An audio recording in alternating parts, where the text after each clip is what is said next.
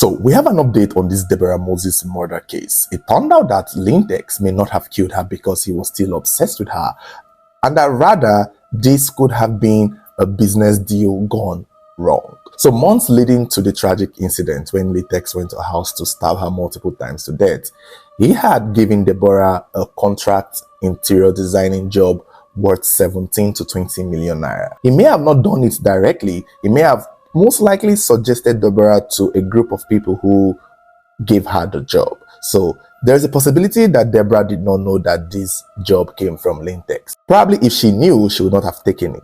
However, Lintex made sure to keep tabs on this job. So when Deborah got the job worth 17 million naira, she did the job. But by the end of it, she did not make as much money as she thought she would have. And as the people who gave her the job thought she would, because they gave her the job hoping that she would give them a cut of at least 500,000 naira, hoping or predicting she would have made 1 to 2 million naira out of that job. But unfortunately, Deborah even made a loss from the job and was able to pay the people who gave her the job 100k, explaining to them that it did not turn out as she expected.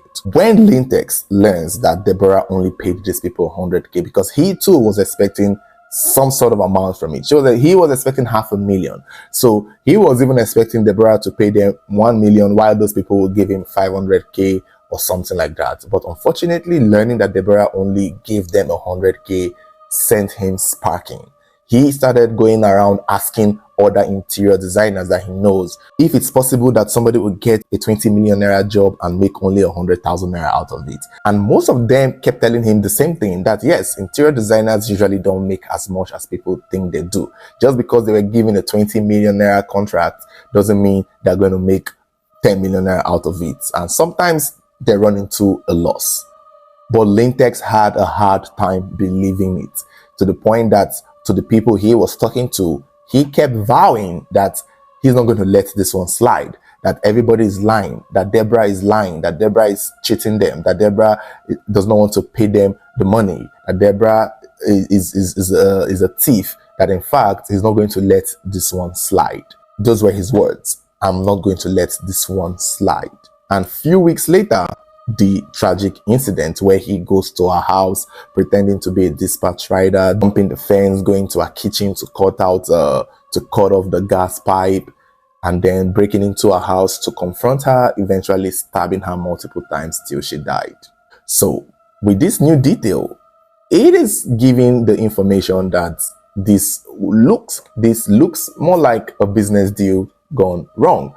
However, it still has a touch of cuckoo in it. It still has a touch of Lintex being obsessed with her, because with the new details that we still have, with this particular new detail itself, there is a chance that again Deborah had no idea that this contract job came from Lintex. They said it is in Lintex's behavior to, reach out to female interior designers, flirt with them, and then when they don't go his way, he would threaten them as, oh, I have an interior designing job, I'm not going to give you, I'm going to give it to my ex, physically. So clearly he was still obsessed with Deborah as his ex, because he would not let it go. And being the narcissistic manipulator that we have come to learn him to be, there is a chance that he most likely kept bringing jobs towards her direction so that she would learn that, oh, it was a guy called Lintex that suggested you to us. I guess he wanted to feel himself. I don't know why he kept giving her jobs that she didn't ask him of. But again, Deborah would take these jobs because there's that chance she never knew that they were from Lintex. And even if she knew it was from Lintex, it's a job, so she would still take it. Except for this particular job, Lintex had bigger expectations and was hoping that he was going to make bank with it. Unfortunately, it did not turn out well, and he took it personal. And I also feel like part of their breakup from 2023 added to it and played a role in why he probably was just looking for a leverage to still get back at her, and did not want to do it with the intention of heartbreak, but wanted to use the job and business deal gone wrong as an excuse to do what he has always wanted to do.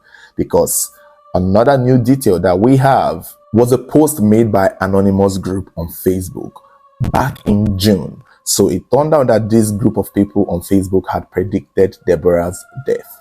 They had made a post with her picture on it, telling her that she had broken up with her ex-boyfriend, who is heartbroken, and the ex-boyfriend found out that she is now dating the ex-boyfriend, that's Lintex's best friend, because Lintex's best friend has more money, and that the guy is planning to kill her, and all she needs to do is go see the guy with her new man and with a priest so that she can ask for forgiveness. This was a post made by anonymous group on Facebook as far back as June with Deborah's picture. And when you see that post, you could tell that somebody gave this group this information, because anonymous group is not Jesus. They are not seers. They are not the legend of the seeker. They are not mother confessor. I don't think they see the future. So any information they get was given to them by somebody. And with that post that was made, you could sense that Lintex most likely told them everything that they wrote here, or he typed it himself, hoping that a big page like Anonymous Group would threaten Deborah strong enough to come meet him and apologize. And you could see people's reaction in the post going, oh, she was warned. Oh, I wish she listened. She should.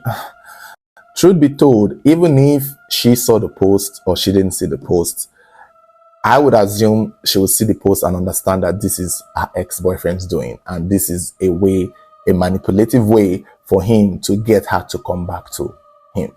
And I think that is what a lot of narcissists try to do. They will find a way to frustrate their exes or people into coming back to beg them and need them again. And I think he just could not believe that she could move on without him. And that post made by Anonymous was his first attempt to get her to come back or to kill her, because I don't see what her coming to see him with the new boyfriend and the priest would do. Who is he exactly? Like, who does he think he is? Do you know how highly you must think of yourself to the point where you feel like your ex should come beg you with her new boyfriend and a priest? What? Like, Lintex is on another level of crazy. And whether you believe this anonymous group is one magician or not, Lintex is the one behind that post. And that was his first attempt to try to get her to come to him so that he can most likely do what he has always wanted to do. But that failed. And so what does he do? Bring jobs towards her direction, look for people who gives interior designing job to give to her so that he can still have access to her, have claims to her success, have some sort of usefulness to her. Because why can't you move on? Like, guy, move on. Like, move on. Why are you still trying to give jobs to your ex that you broke up with? Which, by the way, in his conversations with some of the people who reached out to me, he is telling people that he was the one who broke up with her, that he is the one who chased her out of the house.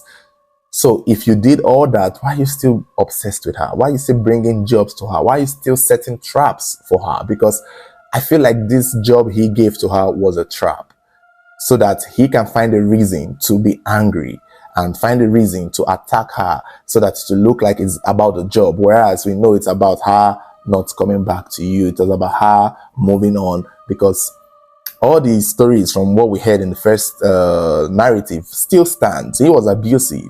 He was violent towards her. Her parents did not want him to marry her. He kept calling her, threatening her that if I can't have you, no one can. If I can't marry you, no one can. So those things are still true. The job is also true, but it was a tactic. It was a manipulative method to keep having a hold on her, to keep having something against her, to keep being active in her life, so that he can have a claim of something. And in this case, it was a claim of 500k that he thought he was entitled to, because he brought the people who brought the job to her. And throughout this conversation with these people who know Lintex, there seems to be something consistent here, that he is a serious chronic narcissist. Like, he would literally reach out to a girl, promise the girl something, like, I'm going to do this for you, I'm going to do that for you, and then start to demand things, and then even use words like, if you really want that thing I'm supposed to do for you, you better behave. So he's the kind of person that if he does something for you or buys you something, just know that you are indebted to him forever. If he's the kind of person, if he buys you a mobile phone, just listen not to get the phone. Just know that he has right over your existence. He has right over how you breathe, where you breathe, who you call, who you're chatting with. He's the kind of person that if he buys you something or does something good for you, you are his property. So there are men who think like this, who feel like once they have purchased something for you, bought something for you, you belong to them now. They own you. So practically, if you go against what they're supposed to do, they will deal with you. And half the time, I guess for Deborah's case, he thought when he kicked her out or when they were done, she's gonna come back because they always feel themselves, they think they are something. And when she did not come back, set him off for years, up to this point where he finally gave himself a new reason, so that he does not look like a bitter man, a new reason to hurt and kill her, thinking we all believe it's about the money. No, nigga, you're still obsessed. You hated the fact that she was the one who got away, and you hated the fact that she was doing better than you after she left, because he was a wreck. He looked a mess. His life was falling apart. He was broke at the time this incident happened. So everything made sense as to why he would be agitated to this point where he'll have to pick up a knife, find a way to go into her house and kill her. He's just sick. We're expecting we're yet to even see a video of him making a confession. We'd like to see that. I can't imagine what he's going to say, but I can presume this is going to be the case, or he's going to claim insanity. Let's just see how this goes.